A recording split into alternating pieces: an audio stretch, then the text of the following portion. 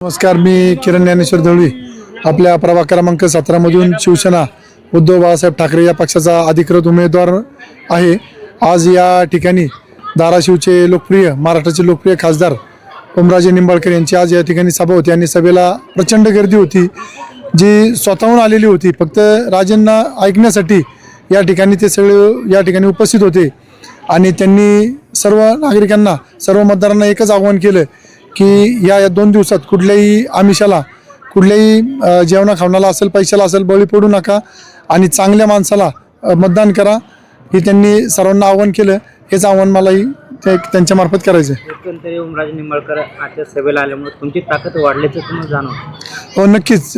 राजे आल्यामुळं संपूर्ण आज जो मराठवाडा आहे, मराठवाड्याचे लोक या ठिकाणी उपस्थित होते आणि हे सगळे त्यांनी जे सांगितलं ते सगळे त्या लोकांना पटलेलं आहे. या ठिकाणी जे नागरिक आले होते त्यांच्या भावना काय होत्या? नागरिकांची याच भावना आहे की आता 100% मशालच पेटणार. मग असे राजे देखील म्हणाले तुम्ही बोलण्यामध्ये पटा येत नाही पण काम करण्यामध्ये पटा येत. या गोष्टीकडे कसं पाहता? मला पहिल्यापासून बोलतात नाही. मी तालमीतला माणूस आहे, लाल मातीतला माणूस आहे. मला बोलता येत नाही पण काम करण्याची माझ्याकडे पहिल्यापासून जिद्द आहे. 4 दिवसात मतदान येऊन ठेवते. मतदारांना काय आव्हान असेल? मतदारांना हेच आव्हान आहे की चांगल्या माणसाला, जो तुमचं काम करणार आहे, 24 तास तुमच्यासाठी उपलब्ध राहणार आहे, अशाच माणसाला तुम्ही निवडून द्या.